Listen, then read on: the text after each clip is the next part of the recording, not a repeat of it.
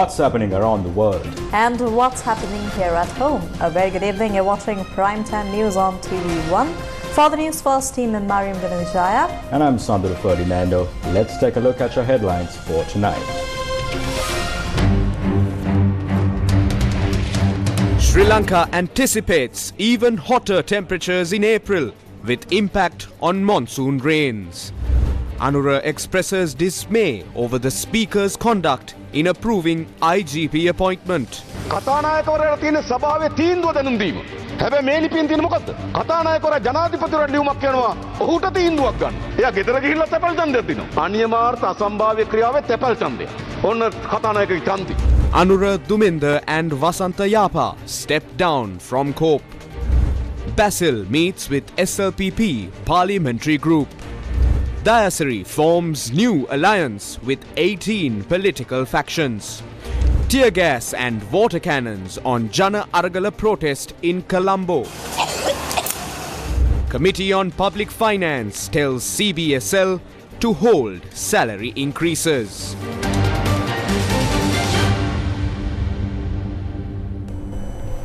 On to your lead story this evening, oceanographers have issued a warning that starting from the 5th of April, Sri Lanka can anticipate even hotter temperatures.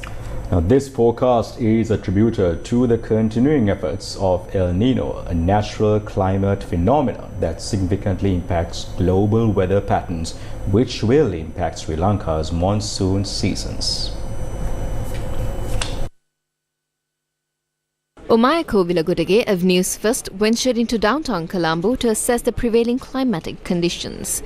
Deliberately, she conducted an experiment to determine the duration required for an egg to naturally coalesce into an omelette amid the intense heat. Remarkably, under the prevailing hot weather conditions, the egg transmuted into a natural omelette in approximately 2.5 minutes.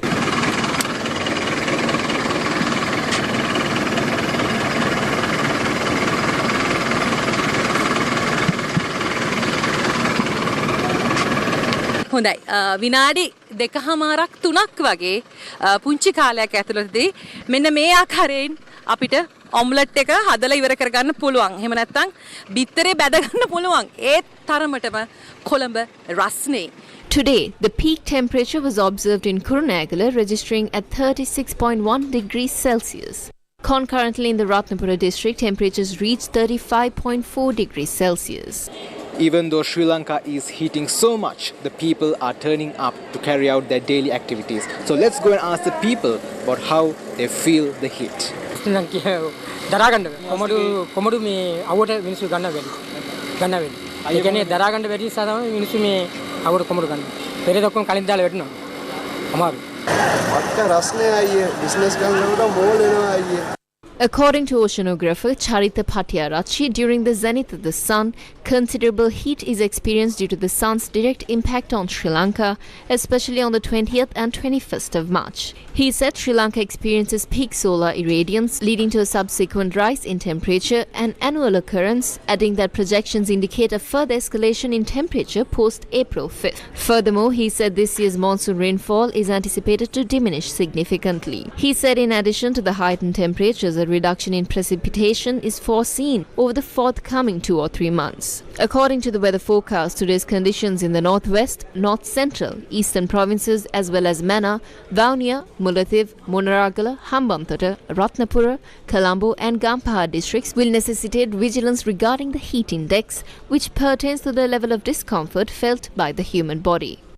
The highest temperatures were recorded from Colombo, Galle, Ratnapura and Kurunegala areas in recent days. Now during the afternoon, the temperatures were higher than normal. At the same time, the heat index is around 39 to 45 degrees. Prolonged exposure can lead to dehydration and other complications. Therefore, it is wise to remain hydrated throughout the day.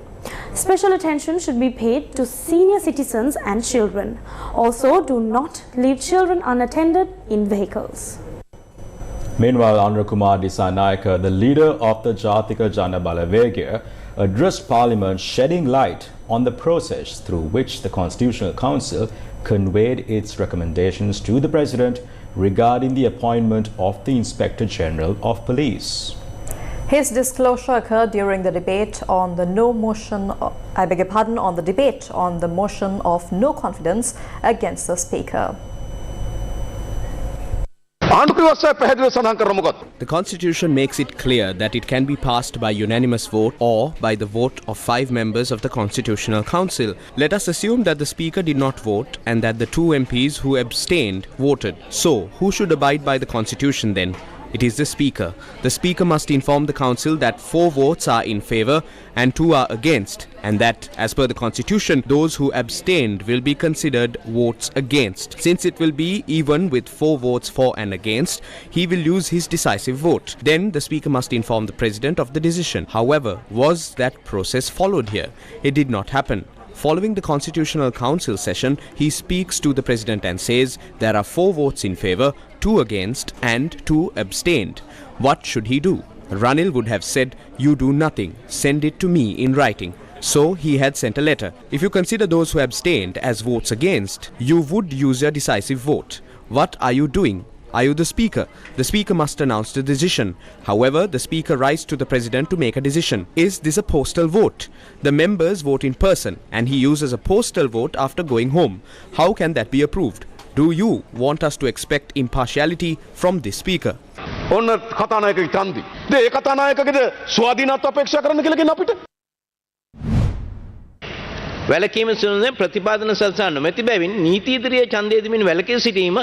This states that as the chairman, since there was an equality of votes, the Speaker has cast his vote in favour. This has been cast based on Article 41E(5) of the Constitution. 41E speaks about the composition. Chairman, there is no relevance here. The motion itself is flawed. How are we to debate a flawed motion of no confidence?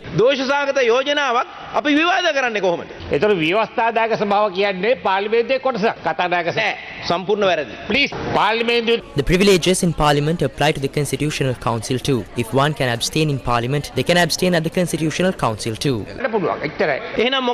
If so, why does 7A mention that the Constitutional Council is a part of the executive and not the legislature? There is no mention of abstaining. If so, it should be mentioned specifically. There is no mention anywhere. The traditional method of voting is what it has mentioned. So, the Speaker cannot be faulted.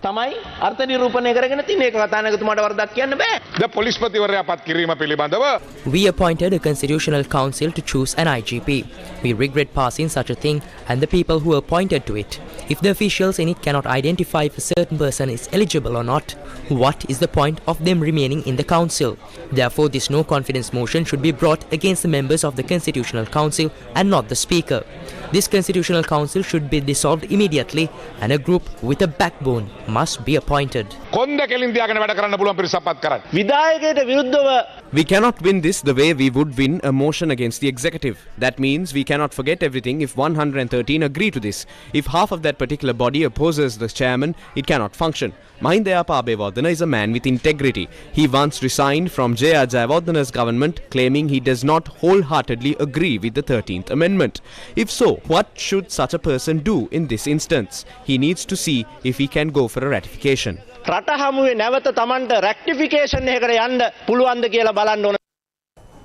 The recent appointment of COPE chairman has sparked a wave of resignations from opposition lawmakers in Sri Lanka. Today, MPs Anura Kumara, Duminda Dissanayake and Wasantha Yapabandara resigned from the Committee on Public Enterprises. Over the past 2 days, a total of 7 MPs stepped down from the Committee on Public Enterprises over the recent appointment of Rohitha Gunawardena to the post of chairman. The Deputy Speaker announced that MP Wasantha Yapabandara was named to serve in COPE. However, the MP informed the House that he would not be accepting such position. Given the turbulent situation, I will step down from COPE. I will mark my resignation in writing as well. If a proper solution is not given, we will be compelled to engage in a fast. Sri Lanka Freedom Party Member of Parliament Duminda Dissanayake formally resigned from the Committee on Public Enterprises. His decision to step down was communicated through an official announcement where he cited the lack of transparency within the Committee on Public Enterprises as a primary reason for his resignation. Joining MP Dissanayake in resigning from COPE are several other prominent figures: Eran Wickramaratne, Dayasiri Jayasekara, Professor Charita Herath, SM Marikar, Gaminivale Buddha, and Chanakyan Rajaputhiran Rasamanikam. As of this afternoon, a total of 10 MPs have chosen to step down from their positions within the committee. Yet, COPE under its chairman, Rohit Abe Gunawardena, convened last evening to probe matters related to the State Plantations Corporation. Be it from the government or the opposition, when in COPE, we are COPE members. Several MPs who resigned from COPE were present for the session, and Chanakyan Rasamanikam noted that the staff had been instructed to remove their comments from the official records. If the comments made by MPs at the first COPE session are removed, that is a very serious issue. This must be investigated.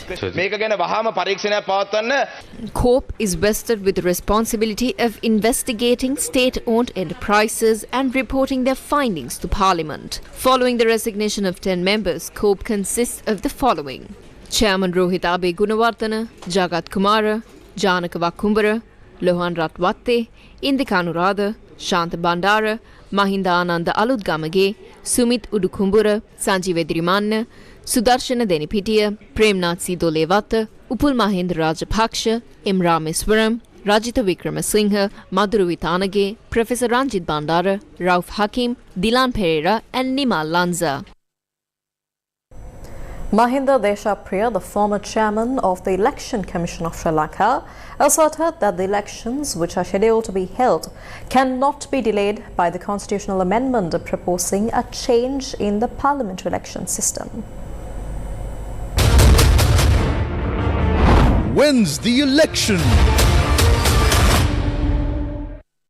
The Sri Lankan cabinet has given its approval for the drafting of laws related to a constitutional amendment aimed at reforming the parliamentary election system. Out of the 225 MPs, 160 will continue to be elected by voters within their respective constituencies. The remaining 65 MPs will be elected through proportional voting at both the national and provincial levels. Parliament Such actions cannot delay elections. A parliamentary poll cannot be postponed by something like this. If a proposal like this comes, it must contain a section noting that if the delimitation and other matters are not completed on the said date, the term of office of the parliament will definitely end in August 2025. It is illegal. But there is a more dangerous side to this than the fact that they are bringing this to postpone elections. When you say 160 to 65 in this, the ratio is 5-2. 2 out of 3 was the ratio in the local government system, while the ratio for provincial councils was 50-50.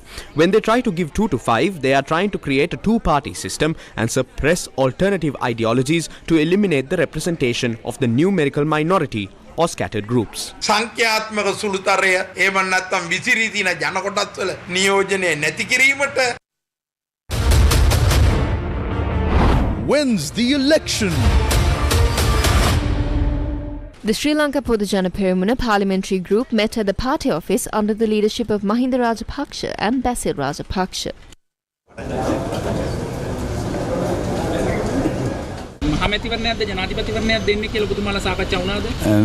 We did not discuss that. We are not deciding on those matters. When the relevant person who decides on that reaches a decision, we are ready for it. Basil Rajapaksa මහත්තයා පෞද්ගලික දවසට ප්‍රකාශයක් කරා කියලා ගියා රනිල් වික්‍රමසිංහ මහත්මයා ඒ කියන කතාවක් බොරුවක් වෙන්නේ නැති. මං හිතන්නේ අපි තාම තීන්දුවක් කරන්නේ නැහැ. පෞද්ගලික කාලේ වාර්තා කරා බැසිල් මහත්තයා කිව්වා රනිල් වික්‍රමසිංහ මහත්තයා කියන කතාවයි හරි වෙන්නේ නැති. මං දන්නේ ඒක. I do not know. He is inside. You can ask him. We stood by the SLPP for what is right.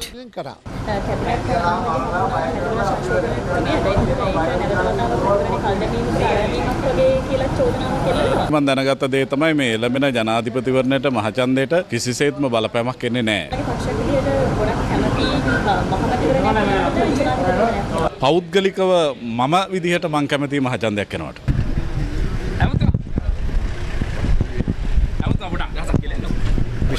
විශේෂ දෙයක් මොකද උනේ නැහැ පුතා. දැන් මහින්ද මහත්තයා මොකද කියන්නේ සාමාන්‍යයෙන්? මොනාත්ම කතා. දැන් ඔබතුමා ඉන්නේ ජනාධිපතිතුමත් එක්කද මහින්ද මහත්තයත් එක්කද? සාමාන්‍යයෙන් පුතා විදුලි බලයත් එක්ක සාකච්ඡාවක් තිබුණා. සාකච්ඡාවේ අවසන් තීරණයක් නැහැ එච්චරයි. When's the election? SB Disanayake expressed his views during the press conference. Sri Lanka. The Sri Lanka Podujana Peramuna will put forward a candidate. He can be this president. It can also be Dhammika Pereira, and there is a possibility of it being a Rajapaksa. Rajapaksa කෙනෙක් වෙන්න පුළුවන්. Wins the election. Leader of the Maubima Janata Party, Dilip Jayveera, expressed these views at an event in Narammala today. Since 1978, our politicians have favoured those who make deals with them through government contracts. Budget secrets were frequently leaked during this time. There are several businessmen in Sri Lanka that I know. What happened to them? Shiploads of sugar was imported and stockpiled. Then our own sugar factories were shut down. Then they began imposing taxes. As a result, all our domestic industries were crippled. Over the last 2 decades, smuggling has become a major issue in Sri Lanka, while qualified doctors have become scarce. However, the solution lies in approaching the state's problems with an entrepreneurial mindset that prioritizes the public, not with the mentality of a smuggler, a profiteer, or a corrupt official.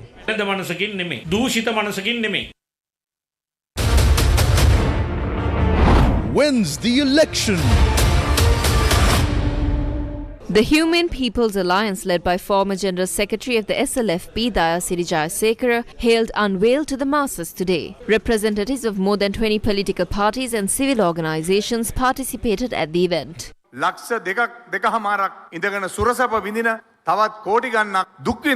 Are we to return to a state where a minority lives lavishly while the masses suffer?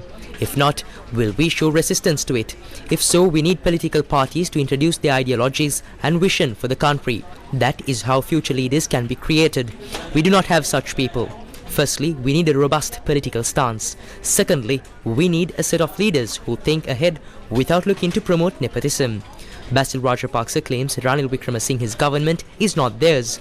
This is nothing but humour. Newsfirst with the people. Sri Lanka police fired tear gas and water cannons to disperse a protest organized by the Jana Aragala movement. This incident transpired opposite the office of the Deputy Inspector General of Police. The Jana Aragala movement protested opposite the Fort railway station in Colombo against the economic burden on the people and an immediate intervention by the state to prevent the sale of national assets. They protested at the site for around an hour, then marched to the technical junction. Newsfirst correspondent said the march obstructed the flow of traffic in the area. Police prevented the march from proceeding past the Fort bus stand.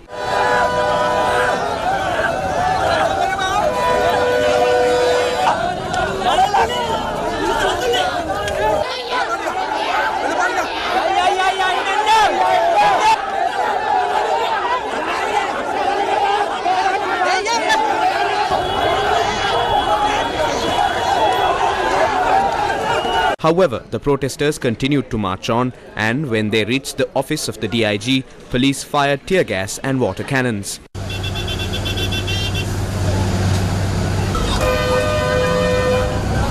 Sri Lanka police arrested 29 people for engaging in the protest, and among them is the National Council member of the Jana Aragala movement, Lahiru Weerasekara, and the organizer of the Labour Struggle Centre, Duminda Nagamua.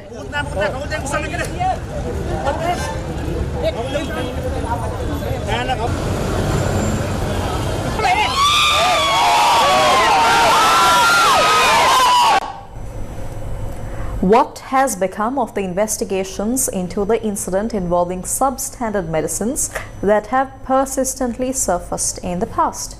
Currently, a court case is underway concerning 2 specific types of medication. 10 individuals, including the former health minister and the former health secretary, are currently in remand custody.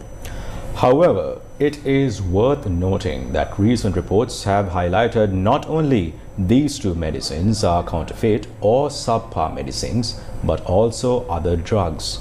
The status of investigations into these additional substances remains a matter of interest.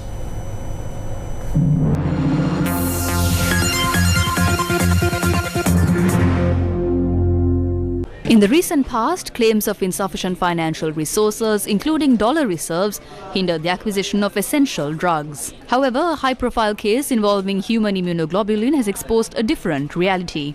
One where substantial sums of money were diverted toward counterfeit medications. During court proceedings, it was disclosed that over 40 million rupees had been expended on spurious medicine. Adding to the gravity of the situation, the Attorney General's department presented evidence that the cancer drug rituximab had also been tainted by counterfeit substances. Remarkably, both the immunoglobulin and rituximab were supplied by the same company. Regrettably, these instances are not isolated. Do you remember the ceftriaxone drug? In a regrettable incident last year, a young woman lost her life at the Peradeniya hospital after receiving an antibiotic injection known as ceftriaxone. Another victim, Ajit Pushpakumara from Kegol, saw treatment for wounds on both sides of his mouth, but tragically succumbed shortly after the administration of the ceftriaxone dose. It is noteworthy that this drug has been officially registered with the National Medicine Regulatory Authority since 2013. Next is the bupivacaine anesthetic. The recent tragic deaths of two women at the Peradeniya Teaching Hospital have raised serious concerns about medication safety. The anesthetic drug bupivacaine was administered to two female patients at the Peradeniya Teaching Hospital, and they tragically died shortly after. In a subsequent laboratory test, it was discovered that the drug did not meet the required standards, rendering it substandard. This drug was imported, citing that it was in accordance with US standards and according to a system where it did not require registration with the NMRA. Sanduni Madhushani tragically lost her life after receiving this medicine, and she was in hospital to deliver her second child. She never had a cold or fever. She was 27 and had two children. The eldest is 6 years old and the other will turn 1 soon. My husband and I cannot raise them because we have no income and we are helpless. After we are gone, there will be no one to take care of them. There is no protection and no income.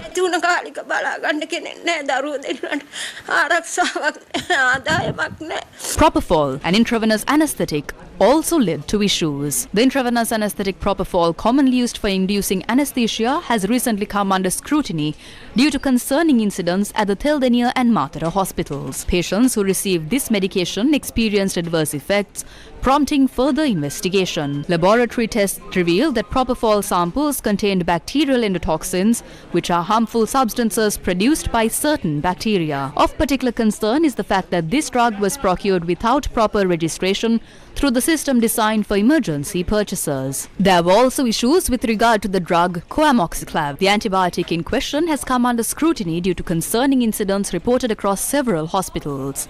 These incidents include acute allergic reactions and tragically 3 fatalities. The affected hospitals include facilities in Nikavarathiya, Ragama, Karavanalla and Vatupitivala. The medication prednisolone is under scrutiny. Over 20 individuals who underwent surgery at the National Eye Hospital in Colombo and in Nuwara experienced various complications after receiving this eye medicine, which was imported from India. Tragically, there have been complaints that several patients lost their sight as a result of these complications. My son is Lenin Niroshan. On the 17th of March 2023, he was prescribed with the medicine Petroti. On the 17th of March 2023, I was given this medicine called Petroti. 2 bottles were given to me. They kept the other bottle that was finished.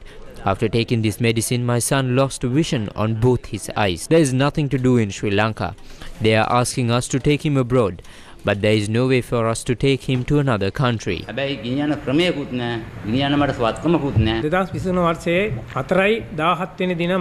17th of April 2023, I came to the National Eye Hospital to implant a lens for an eye disorder. There, the doctor said that he will wait another week and put these 2 types of medicine and asked me to come back in a week. I took those 2 types of medicine and put them for 3 days. And when I put them on my eyes, it became red and swollen. The doctor said that one of the medicine was dangerous. Later, the doctor checked my medicine and threw them into the trash. He said that he will quickly admit me to the ward. I was admitted to the ward 15. When these concerns were raised from the then chairman of the NMRA, he decided to respond with a folktale. This is like the Amal Bisu issue. There wasn't a house that never experienced it. Registered drugs were spoiled and so were the non-registered drugs. These events cannot be prevented.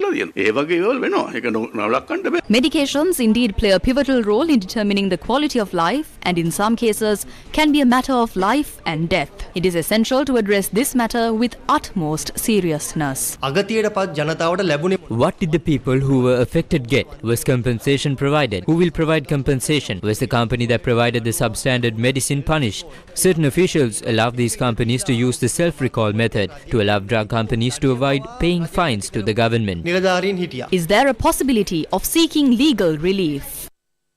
If there was a loss of life due to the usage of the specific medicine, they become a suspect under Section 297 for culpable homicide. It is apparent that it was not caused due to negligence and was the result of intentional actions, and Section 298 of causing death by negligence does not apply to them. If someone loses sight after getting lenses, it is a serious situation. It falls under causing grievous hurt under Section 317.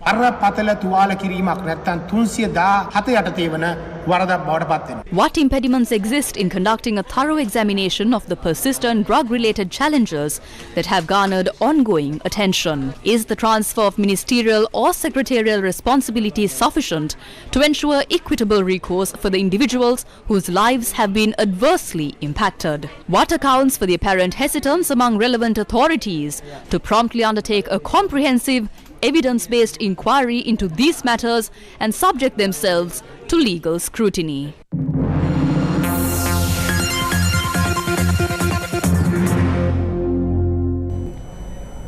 In other local news, the Committee on Public Finance has recommended that the central bank defer its recent salary raise until a fair solution is found. The report on the matter was presented by Committee Chairman Dr. Harsha De Silva.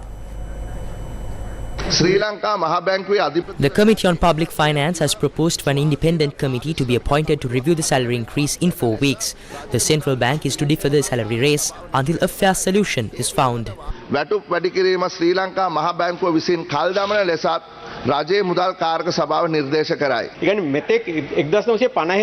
issue arose with the passing of the new Central Bank Act. It had separated CBSL attachment from the government.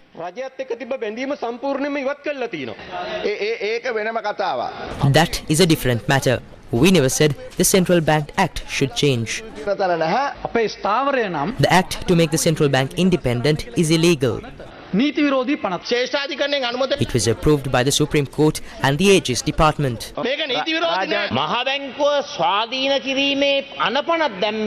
Legislation for central bank independence was introduced to free the central bank from nepotism. Yet it has no right to increase salaries on its own while cautioning others to tighten their belts.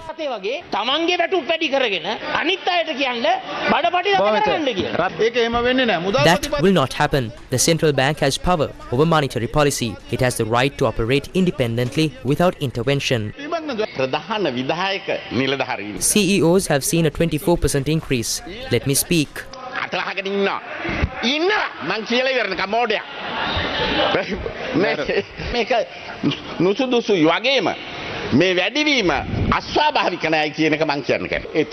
He may have been insane, and he was the former Minister of Higher Education. I entered university based on my qualifications. What he said was wrong. State Minister of Finance Shehan Semasinghe has unequivocally stated that regardless of the electoral context, Sri Lanka's comprehensive reforms program with the International Monetary Fund remains steadfast.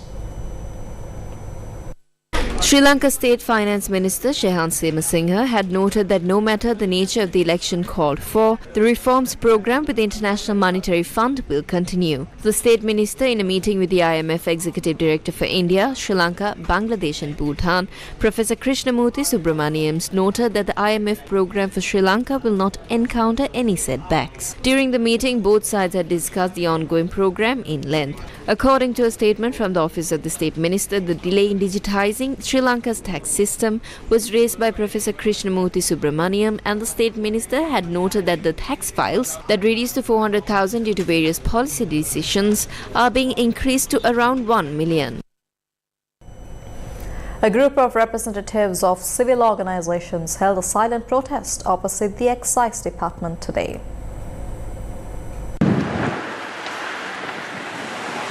A group of representatives of civil organizations, including the Mage Ratata organization, held a silent protest opposite the Excise Department opposing the non-payment of excise duty worth 6.78 billion rupees. The group performed a skit as well.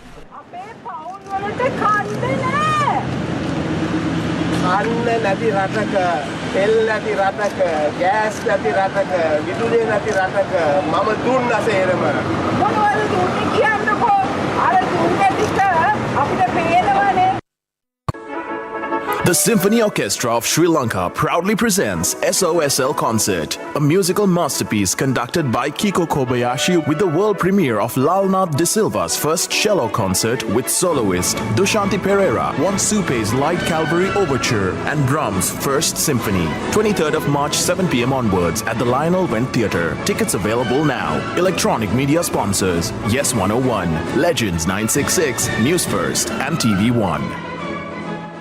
Welcome back. Continuing in more local news, the governor of the Eastern Province, Senthil Thondaman, spoke on mineral sand exports and related investments during a press briefing at the President's Media Centre. According to Sri Lanka's policies and all that, now there's a new cabinet paper which has gone through saying that you can export mineral sands without value addition, only with a mineral separation. Even to put up a mineral separation plant, it takes more than $20-30 million. That itself is a very huge investment for Sri Lanka.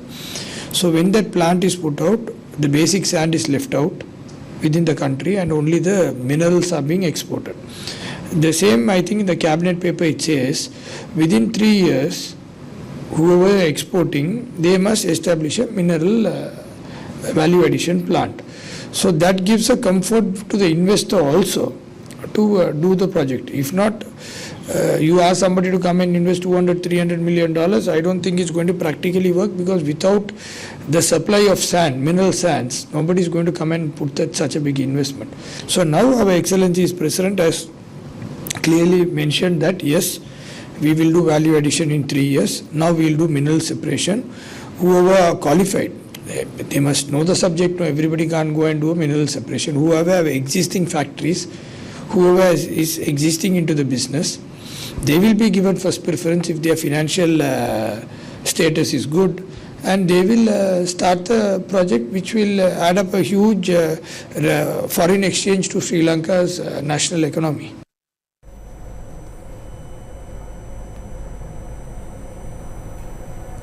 The hunger strike launched by fisherfolk in Jaffna continued for the second consecutive day today.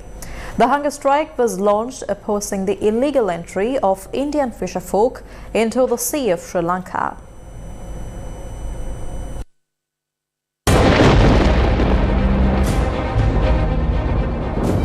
Indo-Lanka fishing controversy. The hunger strike launched by 4 fisherfolk from Jaffna in protest at the illegal entry of Indian fisherfolk into the Sea of Sri Lanka continued for a second consecutive day today. The Madagal Fishermen's Union held a protest opposite the Consulate General of India in Jaffna today in support of the fisherfolk engaged in the hunger strike.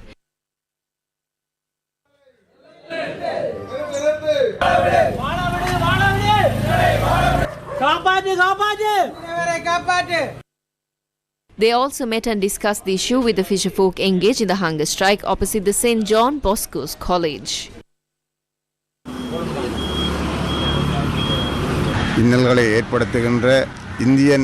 We demand that the authorities take decisive action to stop Indian trawlers from disrupting our livelihoods and to allow us to freely engage in our activities in Sri Lankan waters. Our struggle will continue until a permanent solution is reached.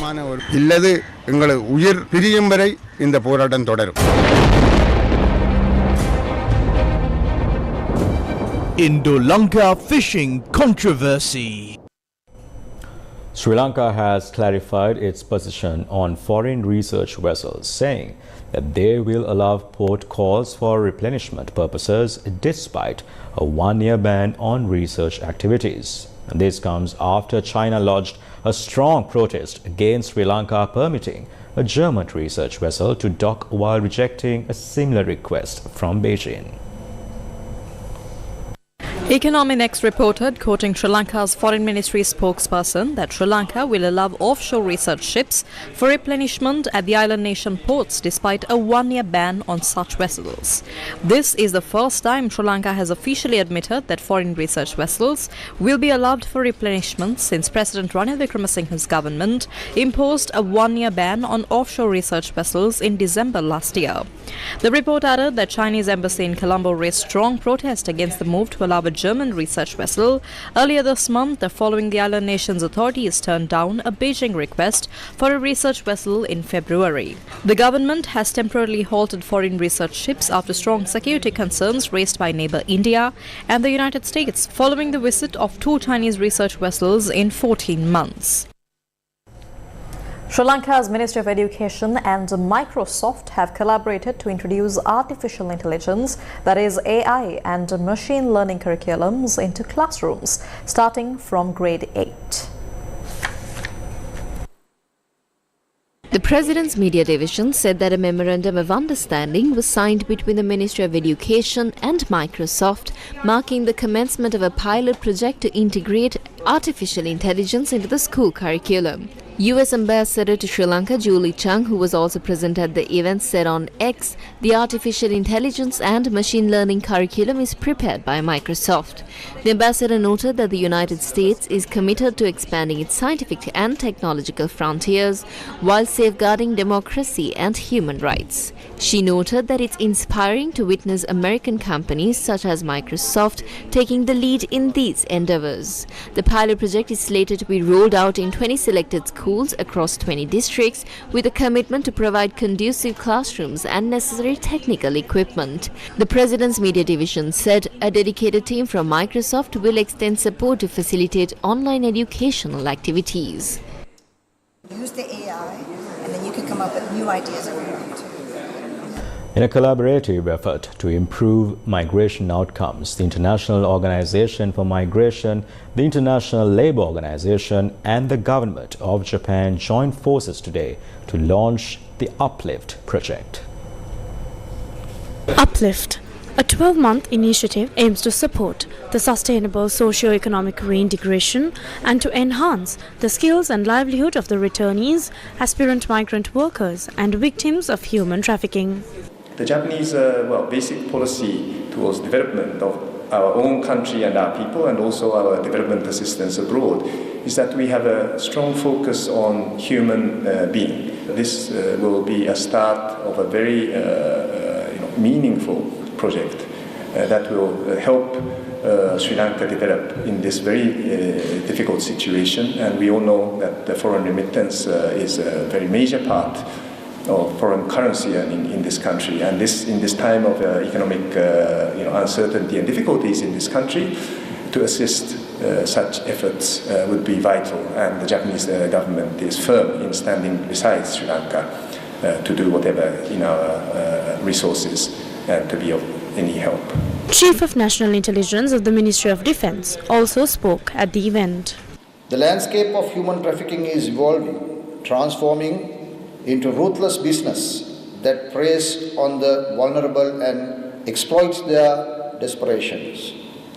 Human trafficking, which was historically recognized as slavery, has taken on various forms at present-day context, including forced labor, forced begging, forced criminal activities, forced marriages, child labor, sexual exploitation, and even organ removal. Currently, the National Anti-Human Trafficking Task Force collaborates with 20 stakeholders and demonstrate the power of unity in our fight against this heinous crime. I recognize this project is a step towards realizing the Sustainable Development Goals, particularly those related to quality education, decent work, and economic growth, reduced inequalities and partnerships for common goals that will contribute to reduce the impact of push factors of human trafficking.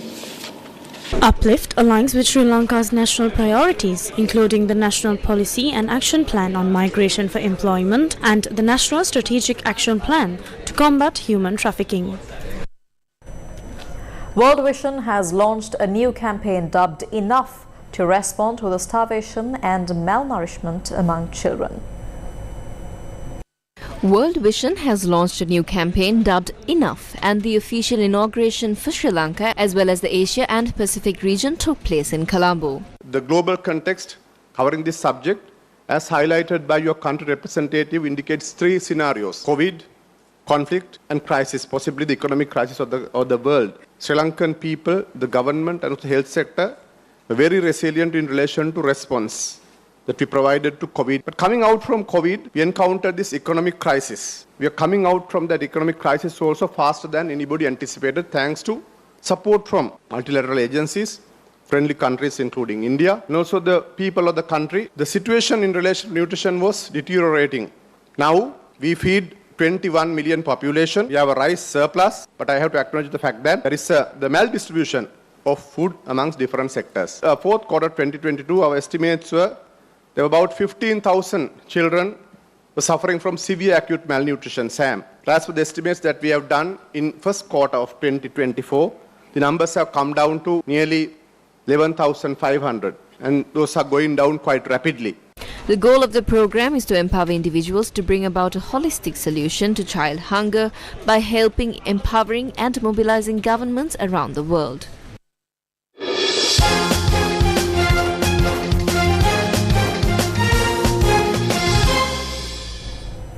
March Madness is currently in full flow with multiple schools cricket encounters taking place. The Battle of the Goals, played between DS Senanayake College and Mahanama College, is set to take place for the 18th time this year. A media briefing was held in Colombo today to raise awareness on the event.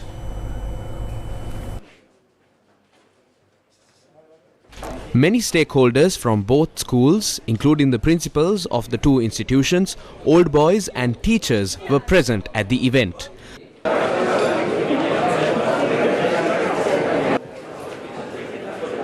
ICC Hall of Famer and past pupil of DS Senanayake College, Aravinda De Silva, expressed his views at the media briefing.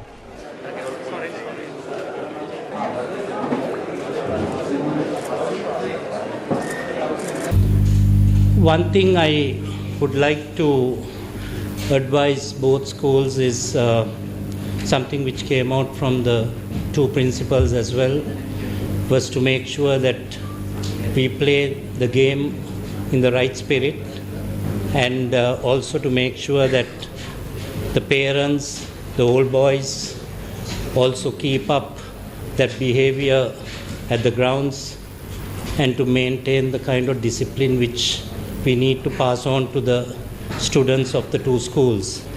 So my humble request is for the two teams to make sure that we lead by example, the two schools, and to make sure that we play the game in the right spirit, but at the same time you need to be positive in the way you play the game. I think I have seen a lot of school games in the last few years, and I see a lot of the teams playing very negative cricket. And if you want to prosper, I think this is the best opportunity to showcase your talent and go out there. Don't ever be afraid of losing. I think that is what all these coaches must pass on to the younger generation, because if they keep worrying about losing, they will never be successful in their lives. In whatever they do, they should be prepared to lose and take those chances if they are to be successful. And with that, we wrap up news for tonight. Thank you very much for watching. Good night and take care.